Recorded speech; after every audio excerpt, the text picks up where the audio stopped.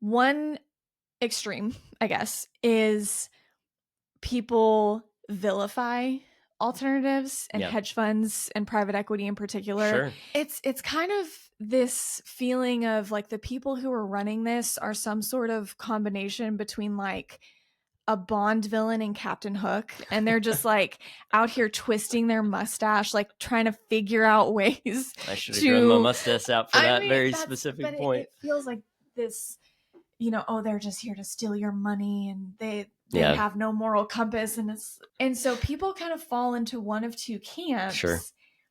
And as always with most things, reality is kind of in some middle ground there. Hi everyone, I'm Lauren Fisher. And I'm Dave Fisher. We're a husband and wife team of certified financial planners, and together we make up Team Fisher Financial. Welcome to our new series we're calling And Money. As both a concept and an object, money is a prevalent component of our world and intersects with so many areas of our lives. By the nature of our job as CFPs, our days are filled with constant conversations around money. Conversations we think are vital for people to consider and understand for their financial universe and beyond. All right, well, welcome everybody to And Money. We hope you are doing well today. We are going to be talking about alternatives and money this morning. So this has just become so ubiquitous in the finance world. We get questions about it all the time. All the time. Everyone seems to either have a very strong opinion about it or feels like they're missing out on it or something. And so we wanted to take some time, especially with my background, and we'll get into that a little bit more, to maybe demystify some things about what it means when someone says they are invested in alternatives or are trying to convince you to be invested in alternatives, whatever convincing out there. Whatever that looks like.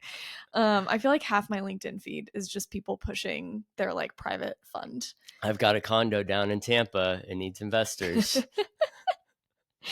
But before we dig into all of that, I think we wanted to start with just some history, some background, just to give people context around what this whole world, what this piece of the finance industry even is. So alternative investments have been around for thousands of years. Most people would recognize them at that time as real assets, right? So think about things like land, property, cattle, sheep, that sort of thing. Precious metals, right? So gold, silver, all of that's been around for a very long period of time. They probably wouldn't have thought about it as an alternative investment. They would have been like, this is just how I build wealth. This is what I own. This is what I own. Exactly. So take that. That's one sleeve of alternative investments, real assets that I just mentioned before. Now, coming out of that, what are just normal investments? Like not alternative investments. What's the not alternative to doing this? So what we typically say in the financial world, it's stocks, bonds, and cash or cash equivalents. The stuff that anyone can go open a bank account and it's fairly liquid for the most part. So and when you typically when people are talking about what's in their investment accounts. Typically like inside of your 401k, but we're going to talk about that today. It's changing, but maybe. Like inside your 401k or your IRA, in your taxable brokerage account, like this is what we would invest in, stocks, bonds, and cash equivalents. Right. So alternative investments, by the name alternative investments, is basically everything else. Yes. Right. So this would fall under so many different categories, but I've just listed them off. So real assets, like I mentioned before, private equity and credit, which is actually debt. So I love the term credit. It's just like life insurance, how they renamed it. It's really death insurance. Sorry to be, true. That's what it is. But it's private credit, hedge funds, which you're going to dive into a lot today. I'm excited about that. Digital assets. So this would be cryptocurrencies and other forms of digital assets, and derivatives. So derivatives mean a lot of different things. And you might also dive into that today, which I'm excited about. Well, what's funny is Kaya, so we've talked about, we're both certified financial planners. I am also what is called a Kaya, which stands for Chartered Alternative Investment Analyst, which is a mouthful, which is why we say Kaya. And it's basically a certification that's specific to alternative investments. And they break down the categories exactly as you just did: real assets, private equity, private debt, hedge funds, and they say structured products. That includes derivatives, CDOs, CLNs, all of those fun acronyms that Wall Street loves to go make and have fun with. Or what they really do is take theories from economics papers and then like pull them into the real world and make these structured products.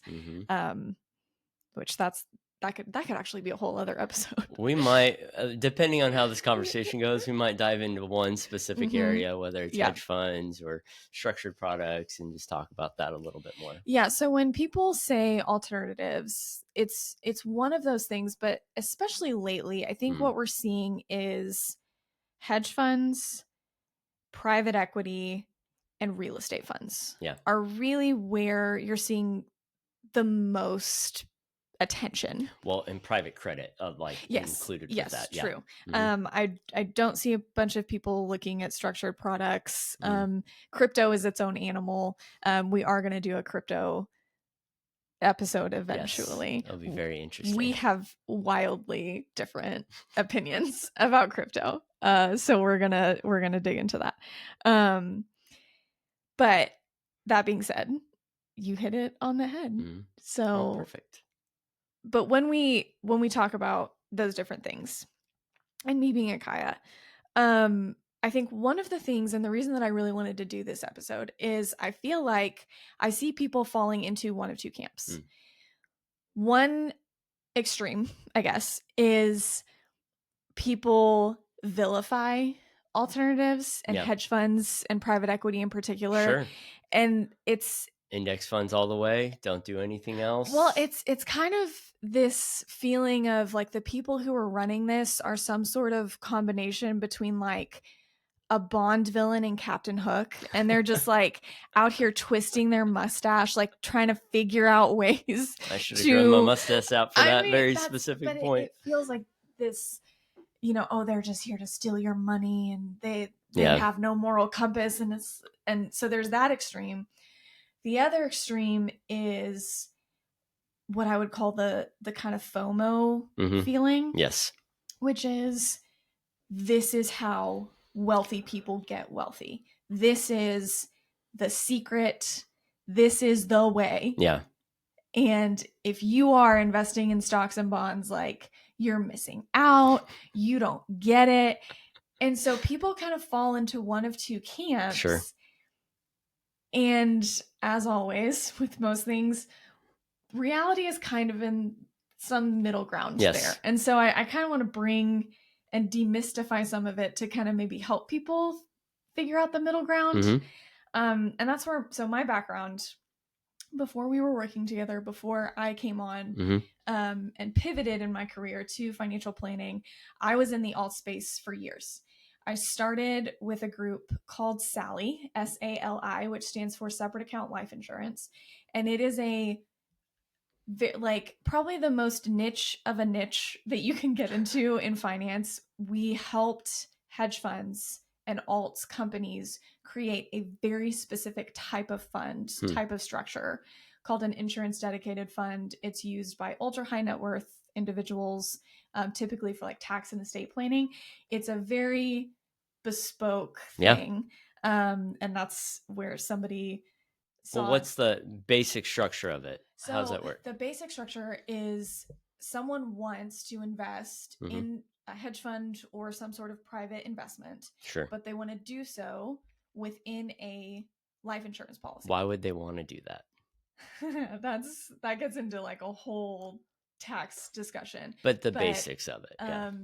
It will allow them to, if structured correctly, and there's a lot of nuance and a lot of complexity to it. If structured correctly, it can save them on taxes, help with the estate tax threshold, and also gives them control in how certain things are passed on to heirs. Got it. So my clients were hedge funds. Yeah. We were there to help them create these structures for clients who wanted this very specific thing. And a tax savings vehicle, roughly. Yes. Yeah. And you're talking... And estate planning vehicle. So basically we sat between insurance companies and hedge funds to help the hedge funds navigate the complexity, the bureaucracy, all of the red tape that went into getting approved on an insurance company's platform. And what did you do at this company? What did you do? So I was a project manager, basically. But you actually wrote some of these contracts. We would help, and I'm not a lawyer. We had a lawyer who oversaw all of this, but my job was to help the hedge funds draft the PPMs, which we're going to talk about as well, the memorandums that are required for a private fund. Okay. Because there are already a lot of rules and compliance regulations around what a private investment has to look like. There were additional rules if you wanted to set it up for an insurance dedicated fund. Interesting. So I did that for several years. And then I also worked for a hedge fund. Okay. And people say, what's a hedge fund? Usually they mean one of two things. Either it's just a private fund vehicle that's investing and it's not publicly traded. But my fund, well, not mine, the fund that I worked for was a true hedge fund. We traded VIX derivatives, VIX futures and options. The point was to gain alpha, beat the market, when VIX spiked. Okay. Typically that happens when the market is going down. Yeah. Not always, but more often than not. And so we actually lost money more often than we made money, which was by design, because we were there to kind of be an insurance policy for people's portfolios. Yes. So the way that our fund was designed was our fund should be making money and should be making a lot of money when the market is down. So when the rest of your portfolio is down, this is kind of the fire insurance on the house. Got it. And I could always tell the people who really understood what they were invested in versus the ones who weren't. Why aren't you making me money right now? The market went up 20% last year. Like we are going to bleed when the market is up, and the market is up more often than it's down. You are not paying for market performance. You are paying for a hedge. You're paying for a very bespoke, very specific type of investment. And so that's what we did. And so I have been in the alts world, or was in the alts world, for almost a decade, really, before we started working together. And I learned a lot. I've seen hundreds of PPMs throughout my career. I do not envy you. I've learned a lot, though. That's great. It was a great experience, but it's neither of the extremes. It's neither, Captain Hook trying to swindle people out of money, nor is it the saving grace of all asset allocation. Yeah. It's an asset class, just like anything else. There's a place for it for certain people. Right. But there's also very specific types of risk that exist for these types of investments that don't really exist for stocks, bonds, cash equivalents. That right. So instead of people saying, well, I'm just going to park it in bonds. So in a normal recessionary environment, interest rates drop, bond prices go up, bonds kind of offset the risk to stocks. Typically, unless correlations go to 1, and then... But that's exactly right. So this is a way to have something that is really not correlated at all, or the opposite correlation, so that when somebody's losing money, they're making money elsewhere, right? Yeah. But what I find so interesting is, first of all, your aspect of understanding the contract side of these. So seeing hundreds of PPMs, there's so much about these structures and how an alternative investment should be set up, especially for institutional quality, right? Alternatives. Yes. So there is a big difference between like mom and pop syndications, right? And institutional quality alternative investments. 100%. Okay. So in light of that, I didn't know if you wanted to go to the history of the hedge fund area or if you want to go dive into more of what have you seen? I think, well, yeah, there's a little bit of history that I want to highlight. Okay. Because I think it's important to help people understand like where this entire thing even came from. And it started with a guy named Alfred Winslow Jones, who he is considered the father of the hedge fund industry. He is credited with creating the very first hedge fund structure all the way back in 1949. Wow. So a long, long time ago. It's basically ancient. I'm just kidding. Just kidding. So when people used to say hedge funds, and this is because of him, what they meant was a long short equity strategy.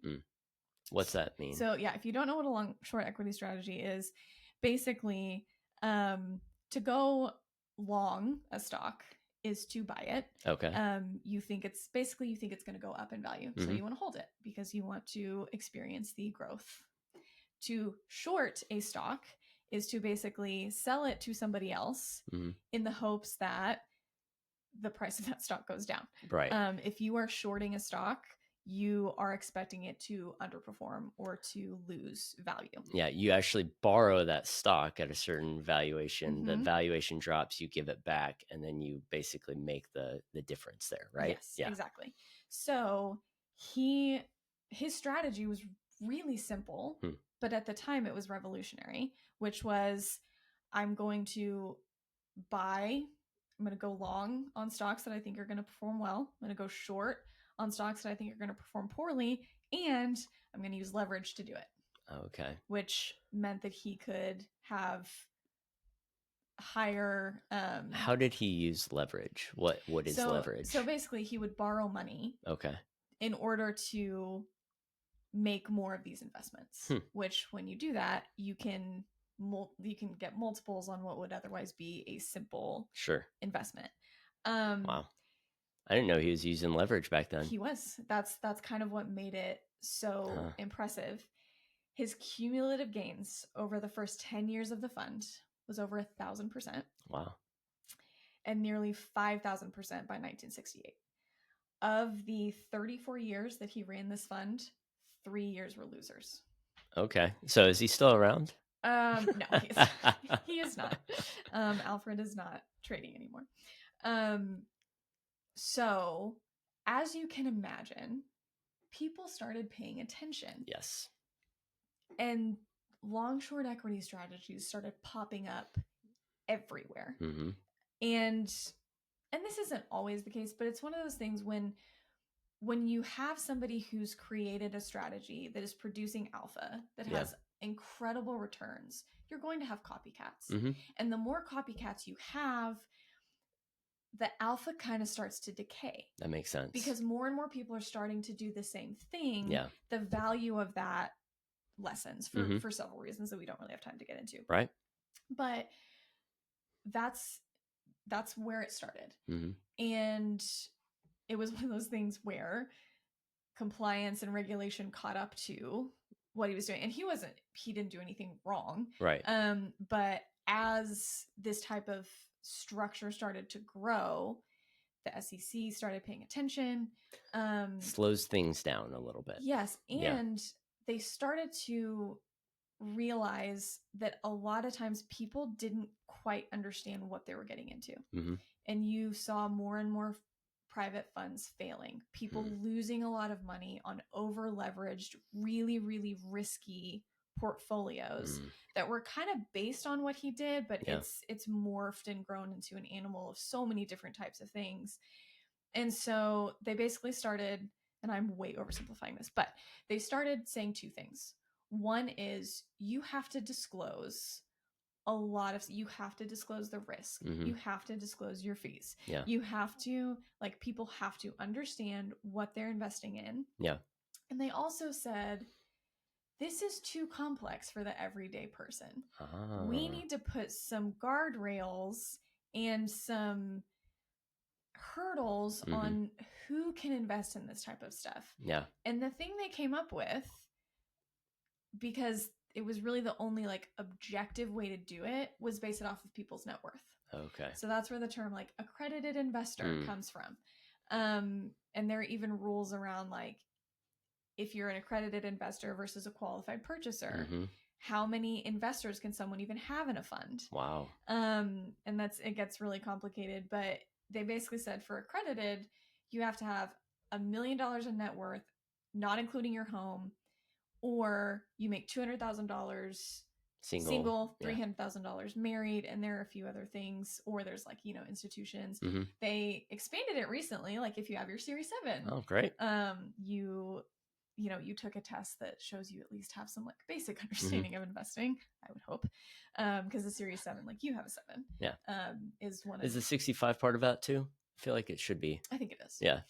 And so basically they kind of put a gate of you have to have reached a certain level of net worth. And then that means that like you're sophisticated enough to understand this. Clearly. Not even remotely true. That's not true at all. There are people who are worth hundreds of millions who are probably not sophisticated enough. And that's not an insult to them. That's just part of they're not paying attention to that. That's not what intrigues them, right? They're not looking at it. And there are also plenty of people who are not worth hundreds of millions of dollars who don't meet that like net worth requirement, right? Who I would absolutely be like, you understand. You could invest in this. Yes. Yeah, so that's kind of where all of this was born. And so anytime if you are approached by somebody, typically it's you're approached by somebody, or it's like, hey, I have a friend of a cousin's hairdresser's sister's father-in-law who like has this fund, come invest in it. He only started it yesterday. He's got $10 already. They will give you, we've said a few times, a PPM, private placement memorandum. Yes. That you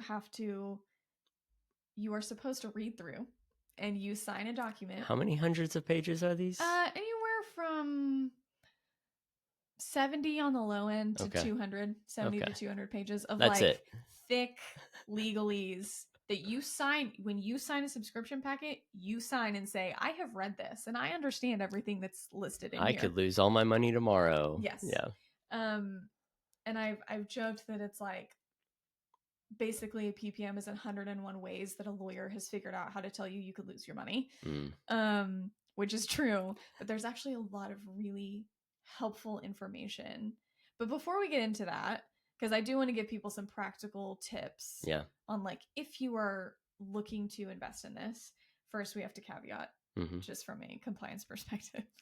And second, I want to talk more about the kind of psychology around investing in alts a little bit, and then we can get into the more practical pieces. I also want to talk about one very big risk that's happened in most of our lifetimes if you're listening to this. So, yes. Yeah. So let's give our caveat and then we can go on. So number one, we are financial planners. This is not financial advice. Right. We are not telling you to invest in alts. We are not telling you not to invest in alts. We are just trying to give you some background and some clarity based on experience. And when it comes to our actual work, we actually do not invest in alts for our clients. Right. That's something that because they pay us for financial planning advice, we will help them navigate. I will help them look through a PPM and just kind of highlight, hey, this is what this says. This is what this says from an educational standpoint to help arm them with knowledge. Put our clients in the best spot possible to make the decision themselves. Yeah. But we are not actively saying like, yes, you should go do this. No, you should not, because it is very nuanced. It's not a black and white. There's a lot of risk. Yeah, there's a lot of risk. It's not black and white. Right. So we just have to throw that out there to make sure everyone's very clear that this is educational only. With our firm, this is the priority. But if you have questions, we would love to have a conversation about what a full financial picture could look like for you and how alts might or might not be a part of that. So there you go. There we go. Now we can keep going. Well, I like to think about the risk that's tied to alts. So when people see alts, oftentimes they see whatever return is acceptable to them, and they're like, I want that. So it could Yes. be a cash equivalent that's getting 8.5%. It could be a credit, a high yield credit or private credit that's getting, 12 to 15%. And they're like, ooh, this is a little nice. Could be a private equity type of deal that's getting, we've in the past 4 years, we've gotten 30+% returns. All of that is like, it's like the bait, right? It's like, Yes. what? Oh, I can get that? Okay, well, let me just park money here right now. It's amazing how quickly just seeing a return function gets people in the door. But what I tell people all the time is take a step back. Yes. Look at what history tells us about alternatives because there's always risk. There is return, risk return have a fundamental feature with each other. Yeah. But one very specific aspect in history that people tend to forget about, or it's just like buried deep in, is the Great Recession. The Great Recession was very much tied to alternatives, a very specific type of alternative. It was a collateralized debt obligation. And what these vehicles were is it was a product that pooled together loans, in this case, mostly mortgage loans, and then determined risk levels based off of tranches that they effectively created. And it started in the 80s with very high quality mortgages. Yes. But then if you've seen The Big Short, they actually do a really good job of educating people on this and explaining this in a compelling way. Tower. Yes. Yeah. So if you haven't seen it and you kind of want some more information on it, it's actually a great place to start. Yeah. I mean, there's a scene where he explains it really, really well. With Jenga pieces. Yes, Jenga. But they explain that as time went on, banks were making billions from these things. But there are only so many high quality mortgages. Yeah. And then they started putting less quality, lower quality. With the same ratings. Yes, right? Because it was diversified. It was diversified. But it wasn't just that. So this is where it gets more complicated. And I think it was Selena Gomez and some other guy at a poker table. No, it was at a blackjack table. Yes, we're talking Selena about Gomez. Oh, he's an synthetic economist. CDOs. Oh, what's his name? He's an economist, but he's not the famous one in the scene. No. But they're doing a scene and they're talking about synthetic CDOs where people will place money into things that are basically created as vehicles to determine the outcome of a situation, right? So it wasn't the original CDO with the actual mortgage loans. It was effectively determining what was going to happen with that CDO. And they created these synthetic CDOs around it. When we already talked about this with more and more leverage. So the leverage component, when it comes to private investments, alternatives, is very key because when we're talking about leverage, yes, the returns go up. But if there is downside, and there's always downside, there's always risk that happens. If it goes the other way, that's where people lose it all. Yes. Really, really quickly. A very simple way of looking at this is options. Today, a lot of people trade options, probably that shouldn't trade options. They're thinking of buying and selling stocks in a very quick way, get some extra leverage. You buy an option, which is effectively a contract on a particular stock that you want to invest in.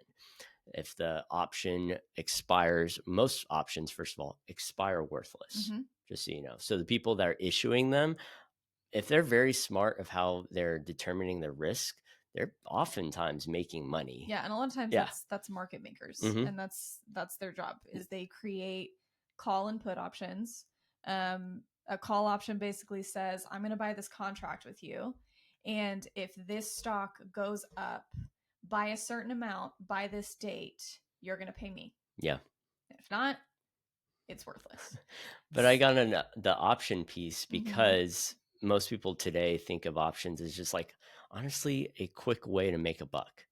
It's effectively, if you're not smart about it, you're not measuring risk, you don't understand all the complexities that go with it, you're effectively gambling. You are gambling. So in this way, people were gambling using leverage on these CDOs when they didn't understand what was the underlying mortgages that were failing at that time, and what would happen to the overall system because of it. And they did swaps, which is another thing. Like there's a lot of alternatives out there that people create effectively. Like if there's enough money involved, people will create the financial instrument to get it done. Yeah, and if you can put some sort of measurement, like mathematical measurement on something that's going to happen somewhere in the market, it will be created. It will be created. Yes. But today, that's where I see a lot of individual investors pursuing, how do I make money very quickly? It's options. And they're like, well, I know this stock. You don't really know that stock, but you think you know this stock, and or it's going up. I read it on a forum. Reddit.